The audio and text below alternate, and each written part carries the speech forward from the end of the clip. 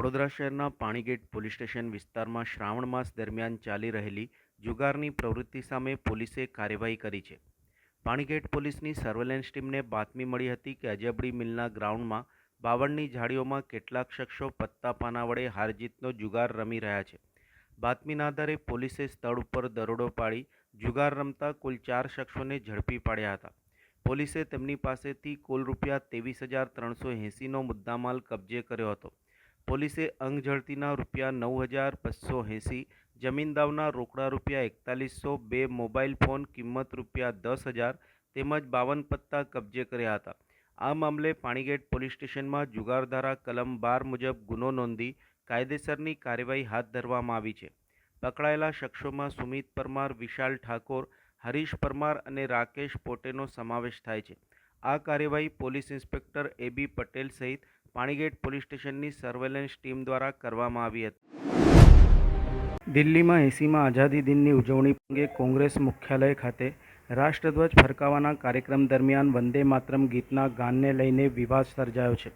Social media ઉપર viral થયેલા એક વિડીયોને લઈને ભાજપે આક્ષેપ કર્યો છે કે કોંગ્રેસના વરિષ્ઠ નેતા સોનિયા ગાંધી વંદે માતરમનું સંપૂર્ણ ગાન રોકવા માટે ઇશારો કરી રહ્યા હતા. ભાજપે આ ઘટનાને રાષ્ટ્રગીતના અપમાન સમાન ગણાવી વિરોધ નોંધાવ્યો છે.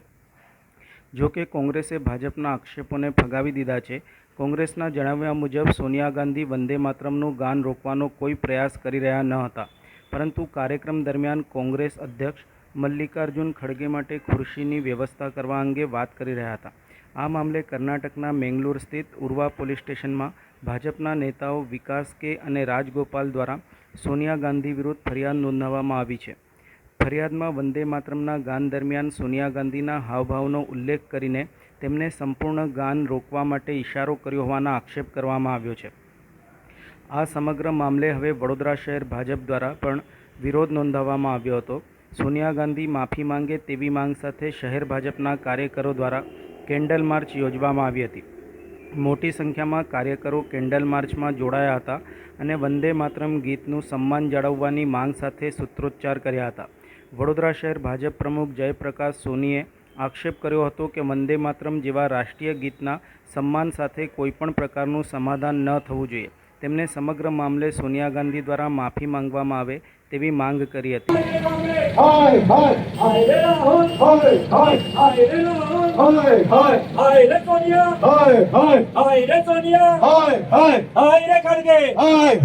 सोनिया जिसकी मम्मी है वो कांग्रेस निकम्मी है, सोनिया जिसकी मम्मी है वो कांग्रेस निकम्मी है, वंदे मातरम का अपमान नहीं सहेगा हिंद। 15 દિવસે કોંગ્રેસ કાર્યાલય ખાતે જે ધ્વજવંદનનો કાર્યક્રમ હતો તેમાં પૂર્ણ વંદે માતરમનું ગાન કરવામાં આવ્યું હતું, પરંતુ કોંગ્રેસના નેતાઓ જ્યારે પૂર્ણ વંદે માતરમમાં 2 કડીઓ પૂરી થયા બાદ જ્યારે પૂર્ણ વંદે માતરમની શરૂઆત થાય છે તો અસહજ થઈ ગયા.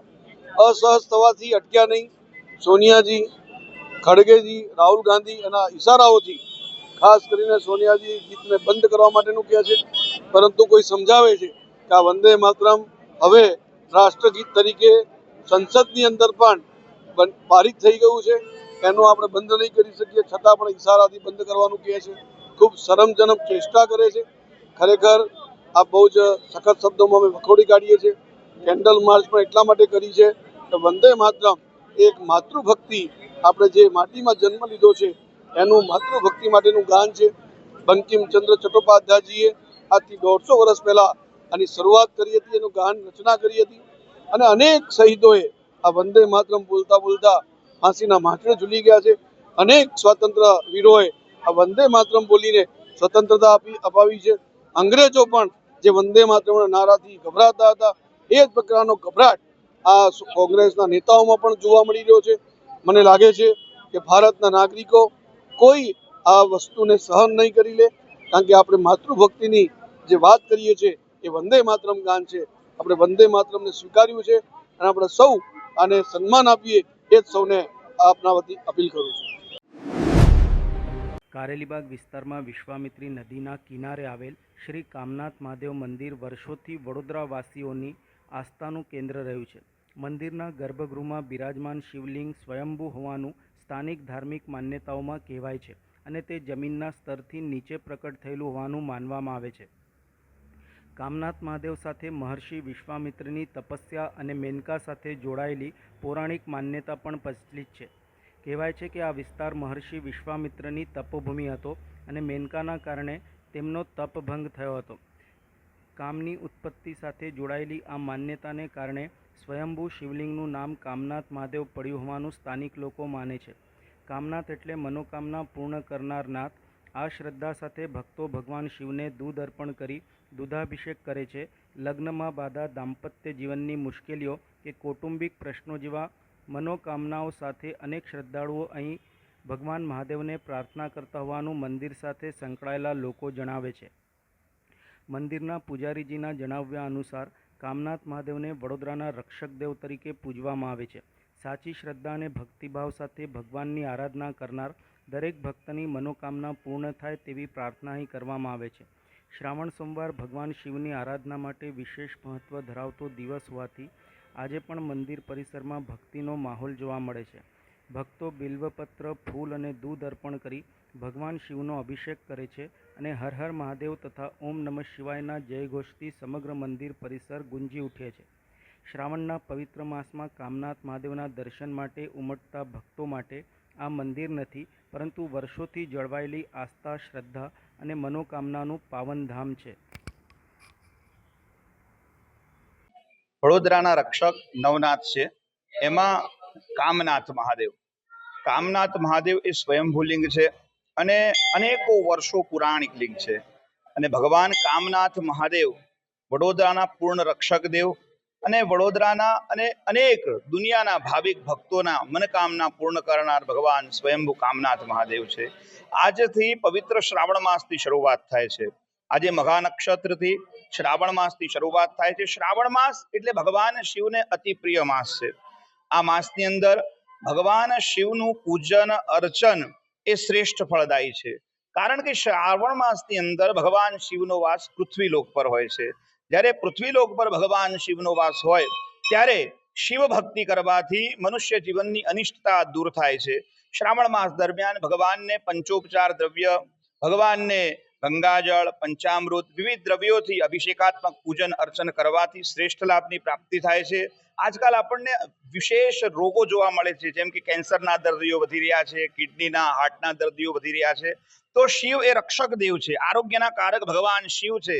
તો દર્ભયુક્ત જળથી ભગવાન શિવનો અભિષેક કરવાથી આવા મહારોગોમાંથી રાહત મળે છે. વિદ્વાન બ્રાહ્મણો જોડે રુદ્ર અષ્ટાધ્યાયના પાઠથી ભગવાન શિવનો અભિષેક કરાવવો જોઈએ. ભગવાન શિવને નૈવેદ્ય અર્પણ કરવું જોઈએ, બિલ્વપત્ર અર્પણ કરવું જોઈએ. લખેલું છે કે સ્પર્શનમ બિલ્વ વૃક્ષસ્ય દર્શનમ પાપનાશનમ અઘોર પાપ સંહારમ એક બિલ્વમ શિવાર્પણમ. ભગવાન શિવને એક બિલ્લીપત્ર અર્પણ કરવાથી ભગવાન શિવ પ્રસન્ન થાય છે. તો દર્ભયુક્ત જળ એક લોટાની અંદર ઢાબ મૂકી અને એ જળ ભગવાન શિવને અર્પણ કરો તો મનોકામના ભગવાન શિવ પૂર્ણ કરે છે અને રોગમાં રાહત આપે છે. જીવનની અનિષ્ટતા દૂર કરવા, વ્યાપાર વૃદ્ધિ, સુખ શાંતિ, સમૃદ્ધિ પ્રાપ્ત કરવા માટે ભગવાનને શેરડીના રસથી અભિષેક કરવો જોઈએ. ઘીથી આરોગ્યની વિશેષ પ્રાપ્તિ માટે મધથી અભિષેક કરવો જોઈએ. જેને લોહ તત્વની કમી છે શરીરની અંદર, બ્લડની કમી હોય, એ દરેક જાતકોને મધથી ભગવાન શિવનો અભિષેક કરવો એ શ્રેષ્ઠ લાભકારી છે. આ શ્રાવણ માસ કલ્યાણકારી છે અને ગ્રહોની પીડામાંથી રાહત આપે છે. ખાસ કરીને જે જાતકોને પનોતી છે, વર્તમાનમાં કુંભ, મીન અને મેષ રાશિને 7.5 પનોતી શનિ મહારાજની ચાલી રહી છે. ધન અને સિંહ રાશિને નાની 2.5 વર્ષની પનોતી ચાલી રહી છે. તો એ પનોતીના અશુભ ફળમાંથી રાહત પ્રાપ્ત કરવા માટે પણ શિવ ભક્તિ એ શ્રાવણ માસમાં શ્રેષ્ઠ ગણી છે. તો ભગવાન શિવને એક લોટો જલ અર્પણ કરો અને ભગવાન શિવની પંચાક્ષર મંત્ર, ભગવાનનો ઓમ નમઃ શિવાય આ મંત્રથી જપ અનુષ્ઠાન કરો. આપનું કલ્યાણ થાય, આપના પરિવારનું કલ્યાણ થાય. ઓમ નમઃ શિવાય. જ્યોતિષાચાર્ય સત્યમ જોશી. વડોદરા આરટીઓમાં ડ્રાઇવિંગ લાયસન્સ મેળવવા માટે આવતા અરજદારો માટે નવી એઆઈ આધારિત ડ્રાઇવિંગ ટેસ્ટ સિસ્ટમ મુશ્કેલીનું કારણ બની હોવાની ફરિયાદો સામે આવી રહી છે. અરજદારોના જણાવ્યા મુજબ ટેસ્ટમાં ફેલ થનારા લોકોની સંખ્યા ખૂબ જ વધુ છે અને રોજના આશરે 100 અરજદારોમાંથી 95 જેટલા અરજદારો ટેસ્ટમાં નિષ્ફળ જતા હોવાનો દાવો કરવામાં આવી રહ્યો છે. નવી ટેકનોલોજીનો હેતુ ડ્રાઇવિંગ ટેસ્ટની પ્રક્રિયાને વધુ પારદર્શક અને નિયમબદ્ધ બનાવવાનો છે, પરંતુ અરજદારોનું કહેવું છે કે હાલ આ સિસ્ટમ તેમના માટે સુવિધા કરતાં મુશ્કેલી વધુ ઊભી કરી રહી છે. એક વખત ટેસ્ટમાં ફેલ થયા બાદ તાત્કાલિક નવી એપોઇન્ટમેન્ટ ન મળતી હોવાથી અરજદારોને ફરી ટેસ્ટ માટે લાંબો સમય સુધી રાહ જોવી પડે છે, જેના કારણે સમય અને નાણાં બંનેના વધારાનો ખર્ચ થઈ રહ્યો છે. અરજદારોનું કહેવું છે કે ટેકનોલોજી લાગુ કરવામાં આવે તે આવકાર્ય છે, પરંતુ તેની સાથે અરજદારોને યોગ્ય રીતે સમજણ મળે અને આરટીઓના સ્ટાફને પણ નવી સિસ્ટમ અંગે પૂરતી તાલીમ આપવામાં આવે તે જરૂરી છે. ટેકનોલોજીનો મુખ્ય હેતુ લોકોનું કામ સરળ બનાવવાનો હોવો જોઈએ, માત્ર પ્રક્રિયાને વધુ કડક બનાવવાનો નહીં. બીજી તરફ આરટીઓના મુખ્ય અધિકારીના જણાવ્યા મુજબ નવી સિસ્ટમમાં કોઈ ખામી નથી. નવી પદ્ધતિ સાથે અરજદારોને પણ અનુકૂળ થવું પડશે અને નિયમો અનુસાર વાહન ચલાવનાર અરજદારો ટેસ્ટમાં પાસ થઈ શકશે. ટેસ્ટ પહેલાં અરજદારોને વિડીયો મારફતે જરૂરી તાલીમ અને પ્રક્રિયાની સમજ પણ આપવામાં આવે છે. આરટીઓ અધિકારીએ સ્પષ્ટ કર્યું હતું કે ડ્રાઇવિંગ ટેસ્ટમાં કોઈપણ પ્રકારની લાગવગ ચલાવી લેવામાં આવશે નહીં અને નિયમ મુજબ ટેસ્ટ પાસ કરનારને જ લાયસન્સ આપવામાં આવશે.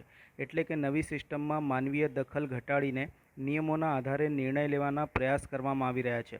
જો કે અહીં સૌથી મોટો સવાલ એ છે કે નવી ટેકનોલોજીનો લાભ પ્રજાને કેટલો મળી રહ્યો છે. કોઈપણ નવી ટેકનોલોજીનો હેતુ માનવીનું કામ સરળ બનાવવાનું હોય અને વ્યવસ્થામાં પારદર્શિતા લાવવાનો હોવો જોઈએ. જો ટેકનોલોજીના કારણે સામાન્ય અરજદારને વારંવાર ધક્કા ખાવા પડે, સમય અને ખર્ચ વધે અને પ્રક્રિયા સમજવામાં જ મુશ્કેલી પડે તો તેની અસરકારકતા અંગે પ્રશ્નો ઉઠવા સ્વાભાવિક છે. ટેકનોલોજીનો ઉપયોગ થવો જોઈએ, પરંતુ તેની સાથે માનવીય સહાય અને માર્ગદર્શન પણ એટલું જ જરૂરી છે. નવી વ્યવસ્થા ખરેખર સફળ બનાવવી હોય તો અરજદારો માટે યોગ્ય તાલીમ, ટેસ્ટની પ્રક્રિયા સમજાવવા માટે પૂરતી વ્યવસ્થા અને જરૂરી હોય ત્યાં આરટીઓના તાલીમ પ્રાપ્ત કર્મચારીઓની મદદ ઉપલબ્ધ કરાવવાની જરૂરી બની રહે છે. ટેકનોલોજીથી માનવીય રોજગાર સંપૂર્ણપણે દૂર કરવાના બદલે ટેકનોલોજી સાથે માનવીય કૌશલ્યનો ઉપયોગ થાય તો વધુ વ્યવસ્થા અસરકારક બની શકે. કારણ કે અંતે કોઈપણ ટેકનોલોજી સફળતા એમાં નથી કે તે કેટલી આધુનિક છે, પરંતુ એમાં છે કે તેના કારણે સામાન્ય નાગરિકનું કામ કેટલું સરળ, ઝડપી અને પારદર્શક બને છે.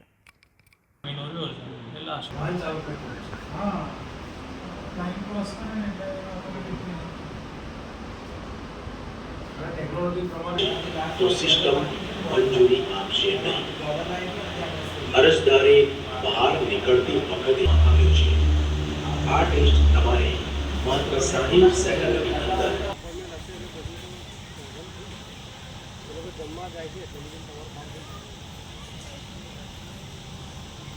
જી જરૂર, ચોક્કસ. એ બાબતે આપને જણાવું તો જ્યારે પણ તમે આ વિડીયોગ્રાફી જોવો છો એમાં કઈ પ્રકારનો ટ્રેક છે, એમાં કયા પ્રકારના ટેસ્ટ લેવામાં આવે છે અને કયા પ્રકારની પદ્ધતિ એની અંદર અનુકરણ કરવામાં આવે છે, એ તમામ પ્રકારની વિગતો એમાં દર્શાવેલી છે અને કેટલા સમયગાળાની અંદર તમારે ટેસ્ટ પૂર્ણ કરવાનો છે તે પણ તમામ પ્રક્રિયા દર્શાવેલી છે. એટલે ખાસ કરીને જો આ વિડીયોગ્રાફી જોવામાં આવે, કેમ કે આ એક ટ્રેનિંગનો એક ભાગ છે અને એ ટ્રેનિંગના ભાગને આપણે જો સંપૂર્ણપણે અનુકરણ કરીએ તો તમે ટેસ્ટ આપવા માટે સફળ થઈ શકો છો. જે લોકો વચ્ચે ચર્ચા ચાલી રહી છે કે આરટીઓમાં જઈએ છે લાયસન્સ મળતું નથી, ટૂંકમાં એ લોકોને સંદેશો શું આપો, નાગરિકોને સંદેશો એવો કંઈક આપો કે જેના કારણે અવેરનેસ આવે, કે માનસિકતા બદલાય?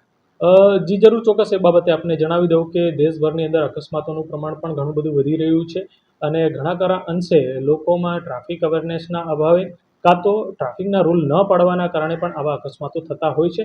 જ્યારે ડ્રાઇવિંગ ટેસ્ટની વાત આવે ત્યારે ડ્રાઇવિંગ ટેસ્ટ પણ એક એવી પદ્ધતિ છે કે જેની અંદર જો તમને ચોક્કસ પ્રમાણે ડ્રાઇવિંગ કરતાં આવડતું હોય તો જ એ ટેસ્ટ આપીને તમે પાસ થઈ શકો છો અને એના કારણે તમે સમાજની અંદર કે સોસાયટીની અંદર તમે પોતાનું વાહન લઈને નીકળશો ત્યારે તમને પણ ખબર પડશે કે ટ્રાફિકના રૂલ્સ શું છે અને ટ્રાફિકના નિયમો શું છે અને આપણે રસ્તા પર વાહન કઈ રીતે ચલાવવું. એટલે જાહેર જનતાને મારી અપીલ છે કે ટ્રાફિકના નિયમો અને ટ્રાફિકના રૂલ્સ રેગ્યુલેશનનું ખાસ પાલન કરવું જોઈએ. હું આજે મારી બેનના લર્નિંગ લાઇસન્સ પતવાનું હતું સપ્ટેમ્બરમાં, તેના સ્લોટ બુકિંગ માટે હું 3 દિવસથી એમ પરિવહન પોર્ટલ પર ચેક કરી રહ્યો છું, પણ સ્લોટ અવેલેબલ બતાવતા નથી. અને એમાં એક ઓપ્શન હતો કે નોર્મલ કોટા સિવાય તમે સ્પેશિયલ કોટા છે કે જેમાં તમારું લર્નિંગ લાઇસન્સ 1 મહિનામાં એક્સપાયર થતું હોય તો તમે એના પર એપ્લિકેશન કરો તો એમાં 15 સ્લોટ અવેલેબલ બતાવે છે દિવસના, પણ બુકિંગ કરવા જઈએ ત્યારે એક પણ સ્લોટ અવેલેબલ હોતા નથી. તો મેં ગઈકાલે એમ પરિવહનની વેબસાઇટ પર જે કસ્ટમર કેર નંબર આપ્યો છે એના પર બી કોન્ટેક્ટ કર્યો હતો. તો એ લોકોએ કીધું કે આ અમારા અંડરમાં નથી આવતું, તમારે આરટીઓમાં જઈને પૂછવાનું. આરટીઓમાં મેં ઘણા બધા ફોન કર્યા પણ કોઈ ફોન ઉઠાવ્યો નહીં, એટલે હું આજે સ્પેશિયલ અહીંયા આરટીઓમાં આવ્યો.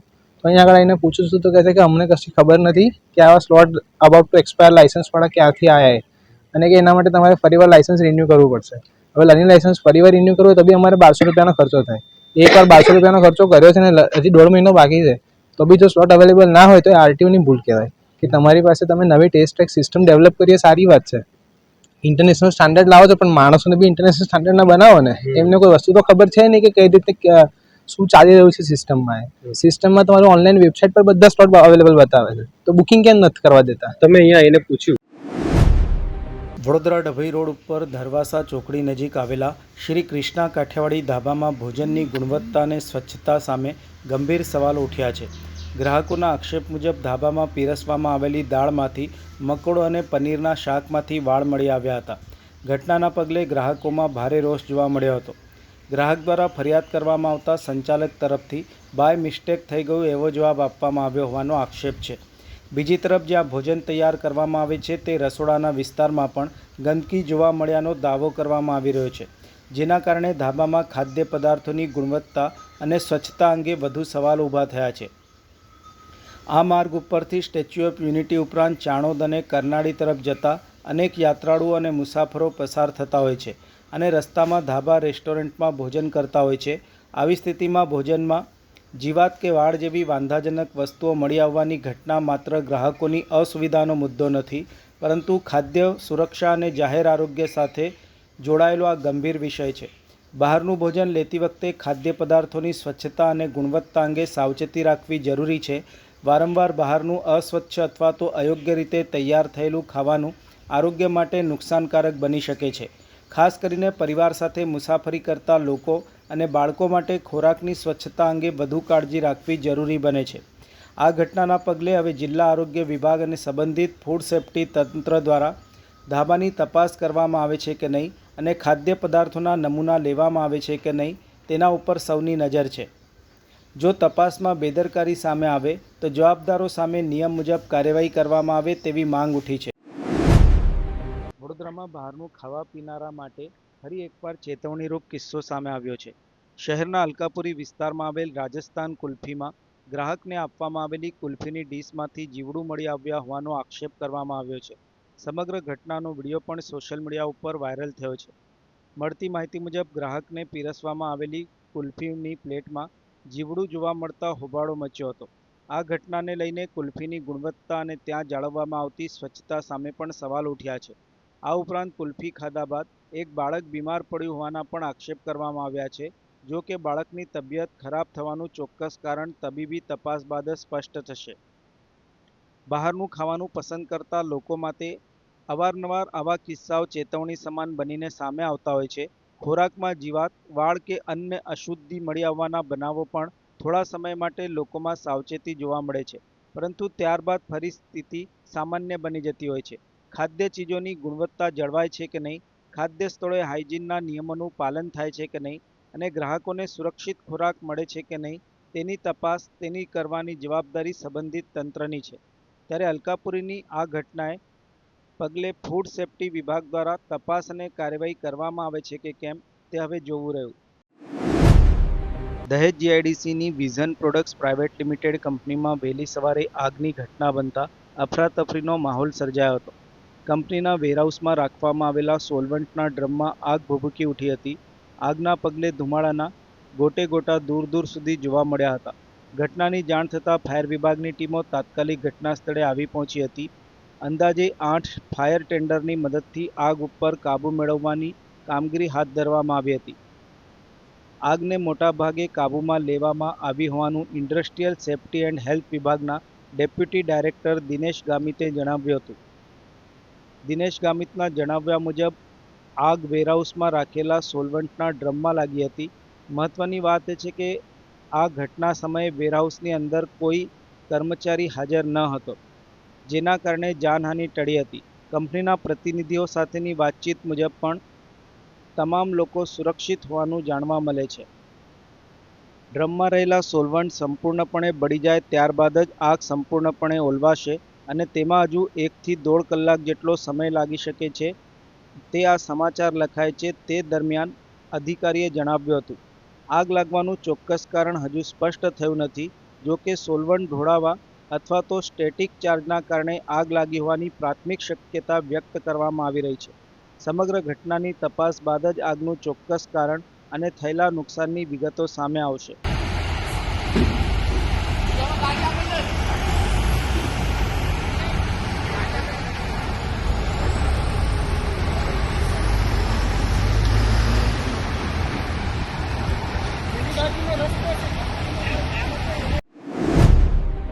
વડોદરાના મકરપુરા એરફોર્સ સ્ટેશન તરફ જતા મુખ્ય માર્ગ ઉપર 15મી ઓગસ્ટની સાંજે ગંભીર અકસ્માતની ઘટના સામે આવી છે. કટ પાસેથી વળાંક લઈ રહેલા ટ્રકના ચાલકે ચાલીને જઈ રહેલ સેજલબેન બારિયાને અડફેટે લીધી હતી. અકસ્માતમાં ટ્રકનું આગળ પાછળનું ટાયર સેજલબેન બારિયાના પગ ઉપરથી ફરી વળતા તેમને ગંભીર ઈજાઓ પહોંચી હતી. સમગ્ર અકસ્માતની ઘટના નજીકમાં લાગેલા સીસીટીવી કેમેરામાં કેદ થઈ હોવાનું સામે આવ્યું છે. અકસ્માત બાદ સ્થળ ઉપર લોકોના ટોળા એકત્ર થઈ ગયા હતા. સ્થાનિકો દ્વારા તાત્કાલિક 108 એમ્બ્યુલન્સનો સંપર્ક કરવામાં આવ્યો હતો. જો કે સ્થાનિકોના જણાવ્યા મુજબ એમ્બ્યુલન્સ સમયસર ન પહોંચતા એક વ્યક્તિએ પોતાની ખાનગી કારમાં ઈજાગ્રસ્તને સારવાર માટે હોસ્પિટલમાં ખસેડી હતી. ઘટનાની જાણ થતાં માજલપુર પોલીસની ટીમ પણ સ્થળ ઉપર પહોંચી હતી અને અકસ્માત અંગે કાર્યવાહી હાથ ધરી હતી. પોલીસે ટ્રક ચાલકની અટકાયત કરી વધુ તપાસ હાથ ધરી છે. આ અકસ્માત બાદ ફરી એકવાર શહેરમાં ભારે વાહનો અને રાહદારીઓની સલામતીનો મુદ્દો ચર્ચામાં આવ્યો છે. ખાસ કરીને મુખ્ય માર્ગો ઉપર ભારે વાહનોના વળાંક, બેદરકારીપૂર્વક ડ્રાઇવિંગ અને રાહદારીઓ માટેની સુરક્ષિત વ્યવસ્થાના અભાવના કારણે અકસ્માતનું જોખમ વધી રહ્યું છે. શહેરમાં ટ્રાફિક નિયમોના ભંગ બદલ ટુ વ્હીલર ચાલકો સામે દંડાત્મક કાર્યવાહી કરવામાં આવે છે, પરંતુ માત્ર દંડ વસૂલવાથી ટ્રાફિક વ્યવસ્થા સુરક્ષિત બની શકે નહીં. અકસ્માતો અટકાવવા માટે ટ્રાફિક વ્યવસ્થાનું જમીની સ્તરે અભ્યાસ કરી બ્લેક સ્પોટ, ભારે વાહનોના રૂટ, રાહદારીઓની અવરજવર અને જોખમી વળાંકો અંગે યોગ્ય આયોજન કરવું જરૂરી છે. વિદેશના અનેક દેશોમાં રાહદારીઓ, સાયકલ ચાલકો અને અન્ય વાહન ચાલકો માટે વપરાશકર્તાઓને પ્રાથમિકતા આપવામાં આવે છે. વાહન ચાલકો આવા સ્થળોએ સ્વયં વાહન રોકીને રસ્તો પસાર કરવાની તક આપે છે. વડોદરા શહેરમાં પણ ટ્રાફિક સેન્સ અને રોડ સેફ્ટીની સંસ્કૃતિ વિકસાવવા માટે માત્ર દંડાત્મક નહીં, પરંતુ લોકોમાં જનજાગૃતિ, માર્ગ સલામતીના આયોજન અને નિયમોના અસરકારક અમલ ઉપર ભાર મૂકવાની જરૂરિયાત છે. મકરપુરા એરફોર્સ સ્ટેશન માર્ગ ઉપર બનેલો આ અકસ્માત તંત્ર માટે પણ એક સંદેશ સમાન છે કે શહેરના મુખ્ય માર્ગો ઉપર ભારે વાહનોની અવરજવર અને રાહદારીઓની સુરક્ષા અંગે વધુ અસરકારક આયોજન કરવામાં આવે, જેથી ભવિષ્યમાં આવી ગંભીર ઘટનાઓ બનતી અટકાવી શકાય. વડોદરાના સયાજીગંજ વિસ્તારમાં આવેલા પવિત્ર શ્રી ભીમનાથ મહાદેવ મંદિર ખાતે શ્રાવણ માસના પ્રથમ સોમવારે ભક્તિમય માહોલ જોવા મળ્યો હતો. વહેલી સવારથી જ મોટી સંખ્યામાં ભાવિક ભક્તો દર્શન અને પૂજા અર્ચના માટે મંદિરોમાં ઉમટી પડ્યા હતા. શ્રાવણ માસના પ્રથમ સોમવાર નિમિત્તે નવનાથ કાવડ યાત્રા સમિતિ દ્વારા શ્રી ભીમનાથ મહાદેવ મંદિર ખાતે ધ્વજારોહણ કરવામાં આવ્યું હતું. દર વર્ષની પરંપરા મુજબ નીરજ જૈન દ્વારા શ્રાવણ મહિનાના પ્રથમ સોમવારે મંદિર પર ધ્વજારોહણ કરવામાં આવે છે. ધ્વજારોહણના ધાર્મિક કાર્યક્રમમાં ભક્તોએ શ્રદ્ધાપૂર્વક ભાગ લીધો હતો. મંદિર પરિસરમાં હર હર મહાદેવના જયઘોષ સાથે ભક્તિમય વાતાવરણ સર્જાયું હતું. શ્રાવણના પ્રથમ સોમવારે મહાદેવના દર્શન માટે મોટી સંખ્યામાં ભક્તો પહોંચતા મંદિર ખાતે દિવસભર ચહલપહલ જોવા મળી હતી. શ્રાવણ માસ દરમિયાન ભગવાન શિવની આરાધનાનું વિશેષ મહત્વ હોવાથી આગામી સોમવારે દરમિયાન પણ ભીમનાથ મહાદેવ મંદિર ખાતે મોટી સંખ્યામાં ભક્તો દર્શનાર્થે પહોંચે તેવું આયોજન કરવામાં આવ્યું છે. નવનાથ મહાદેવ કાવડ યાત્રા સમિતિ દ્વારા 2014થી નવનાથ મહાદેવને જોડતી કાવડ યાત્રા નીકળે છે. આ કાવડ યાત્રા નીકળવાની પાછળનો મૂળભૂત હેતુ વડોદરા શહેરના નવનાથ મહાદેવ રક્ષક દેવ છે, અને જ્યારે મહાદેવ રક્ષક દેવ હોય તો વર્ષમાં એકવાર નવનાથ મહાદેવને પવિત્ર નદીઓના જળથી જળાભિષેક કરી એક ઋણ ઉતારવાનો પ્રયત્ન છે. મહાદેવનું ઋણ કદી ઉતરી ના શકે, પરંતુ વડોદરા શહેર જિલ્લાના રહેવાસી તરીકે સામૂહિક જાત્રા કરી એમને પવિત્ર નદીનો જલાભિષેક કરવાનો એક પ્રયત્ન છે, અને એનો મહિમા પણ છે. અને એના ભાગરૂપે અગાઉના 3 સોમવાર એટલે દરેક સોમવારે કોઈને કોઈ કાર્યક્રમ થાય. એ કાર્યક્રમના ભાગરૂપે આજે પહેલો સોમવાર, એ સોમવારના દિવસે આજે ધજા નવનાથ મહાદેવ પર સનાતન ધર્મની ધજા અર્પણ કરી છે. વડોદરા શહેરમાં શ્રાવણ મહિનાના પ્રથમ સોમવારે શિવ મંદિરોમાં ભક્તિ અને આસ્થાનો માહોલ જોવા મળ્યો હતો. વહેલી સવારથી જ ભક્તો ભગવાન ભોળાનાથના દર્શન, પૂજા અર્ચના અને અભિષેક માટે મંદિરોમાં ઉમટી પડ્યા હતા. વડોદરાના દિવાળીપુરા વિસ્તારમાં આવેલ શ્રી પીપળેશ્વર મહાદેવ મંદિરે પણ મોટી સંખ્યામાં ભાવિક ભક્તો દર્શનાર્થે પહોંચ્યા હતા. શ્રાવણના પ્રથમ સોમવાર નિમિત્તે મંદિરને સુંદર લાઇટ ડેકોરેશનથી શણગારવામાં આવ્યું હતું, જેના કારણે મંદિર પરિસરનું વાતાવરણ વધુ ભક્તિમય બન્યું હતું. ભક્તોએ ભગવાન શિવને બિલ્વપત્ર અને દૂધ અર્પણ કરી પૂજા અર્ચના કરી હતી અને ભોળાનાથના દર્શન કરી ધન્યતા અનુભવી હતી. મંદિર પરિસરમાં સતત હર હર ભોલે અને હર હર મહાદેવના જયઘોષથી સમગ્ર વાતાવરણ શિવમય બની ગયું હતું. શ્રાવણ માસના પ્રથમ સોમવારે ભક્તોમાં વિશેષ ઉત્સાહ જોવા મળ્યો હતો અને મોટી સંખ્યામાં ભક્તોએ ભગવાન શિવના દર્શન કરી સુખ, શાંતિ અને સમૃદ્ધિ માટે પ્રાર્થના કરી હતી.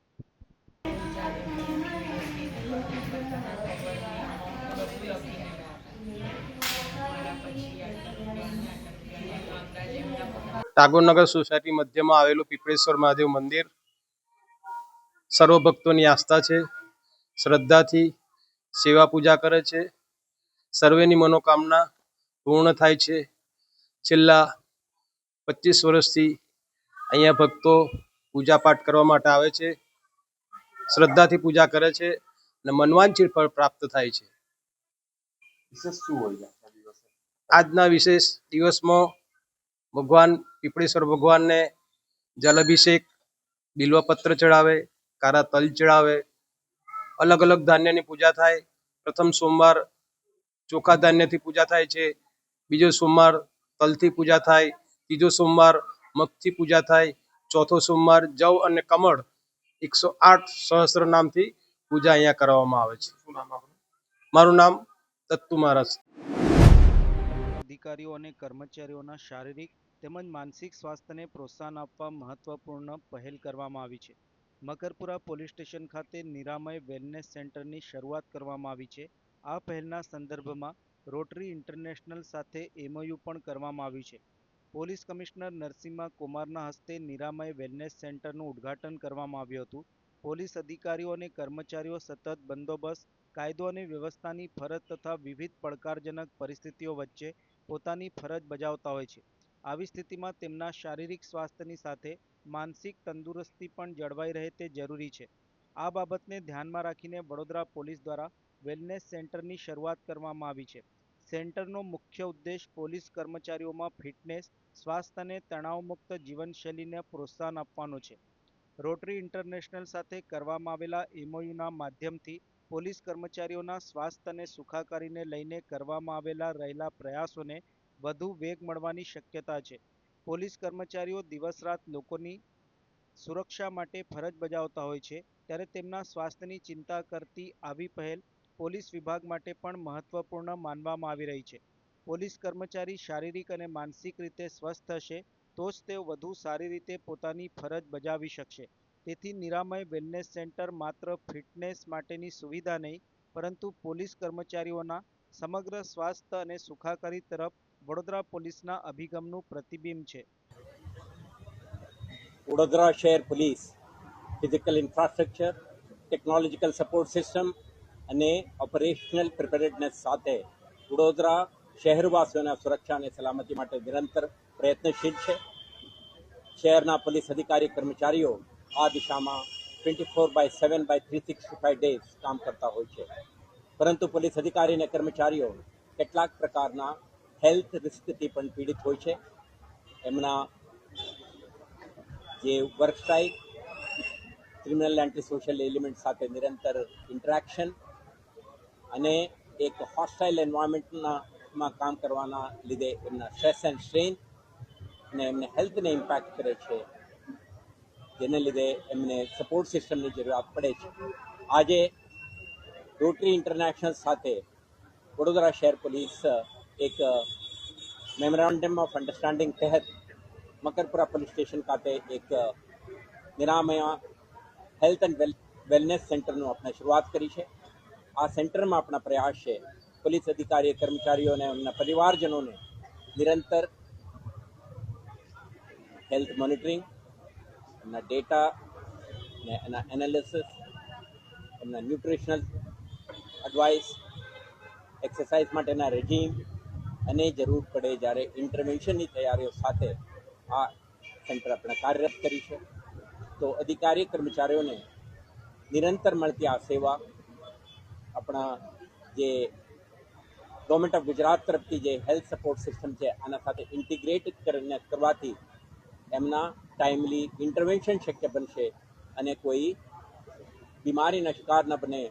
જેના લીધે એમને પ્રોફેશનલ સર્વિસીસ ઉપર ઇમ્પેક્ટ ન કરે એવા એક પ્રયાસનું ભાગરૂપે આજે આ કાર્યક્રમનું વેલનેસ સેન્ટરનું શરૂઆત કરી છે. મને વિશ્વાસ છે આવતા દિવસોમાં રોટરી ઇન્ટરનેશનલ, એડિક્યુરા હોસ્પિટલ વડોદરા અને એમના ભાગીદારીથી એક સ્વસ્થ પોલીસ દળની નિર્માણના દિશામાં આપણે પ્રયત્નશીલ રહીશું.